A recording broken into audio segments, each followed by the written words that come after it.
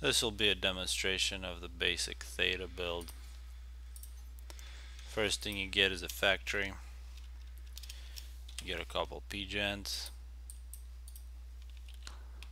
2 PGens, 2 mass extractors for the ACU. Moving up near the hydras, eventually we'll go to these rocks. There are very many builds here, but this one is the easiest one. Will get you good results. First, you make 3 engineers. You can mix something like an early flare or a scout earlier on if you're expecting something, but this is the safest way to go, the least aggressive. But as I said, you can put in whatever you want in here and start modifying, but it's good to have a easy build to start from. So your first engie will just move out here, or you can make it have an attack move directly to the pile, first pile. Then you have to basically catch these engies before they run off. And what I like to do is have this first engie actually help the ACU if it's close. Just save that some time. Then first engie gets mass extractors, move in next to the hydro, because that's what the second engie does. It's the most important engie. First we'll build a hydro, then we'll build 5 factories. So you will have a total of 6 factories at this point. And the cool thing is about 6 factories, 1 hydro and 2 PGens, you don't need to worry about power until you decide to build something else past this point, which is really useful. So let's see, and I'm gonna let this third NG just go into the pile and start reclaiming. Now this first tank, I should have some scouts, and then maybe add a few more NGs, scouts, NGs. Put it on infinite build so I don't have to care. You can either send them here or to the top or to the side of the map. If you have 2 scouts, it's much easier. You figure out what to do next. So wherever you have secured, that's where you send your next NG. Now with the commander not doing anything, help the hydro, get it to the middle, and get these rocks. So here you can patrol, do whatever, depends how much you care or how much you need to do based on who you're playing.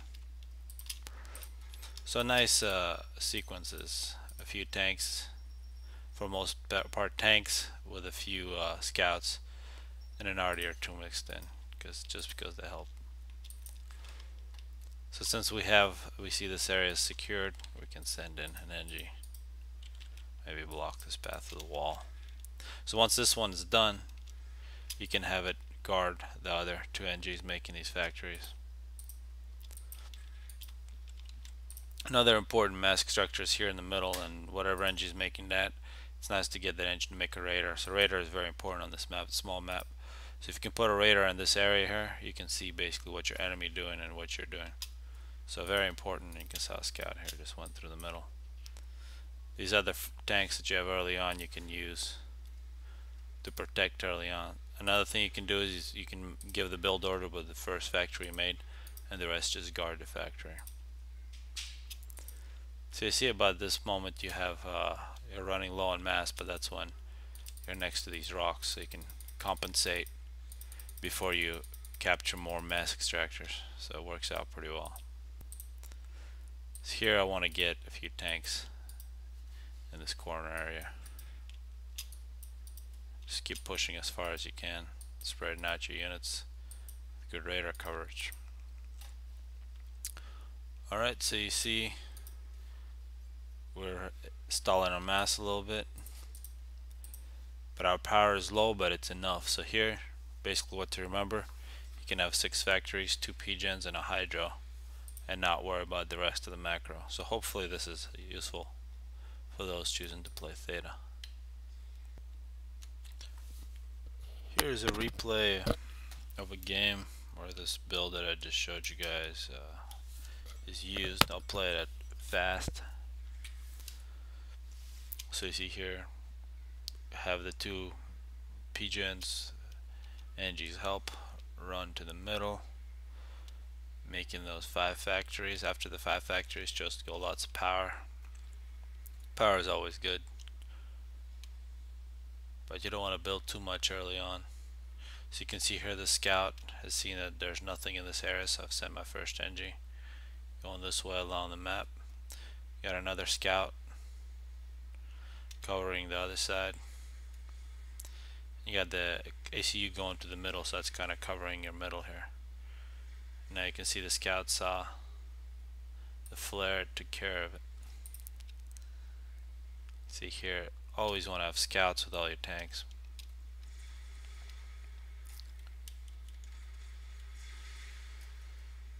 So you can see here, this build really allows you to get an early number advantage because you're not wasting your mass on making power generators. You're making completely tanks. You can see this allows you to use that advantage to get around the sides and basically destroy a lot of the eco. So green here went with T2 rush with Cybern, which is a good strategy against Daeon since they do have the range. You can see he has some early success fighting things off. However, this factory now surrounded by PGens, you can take T2. So from this build, after you get those first 3 factories and get an early advantage, you have some options. See some T2 in this army.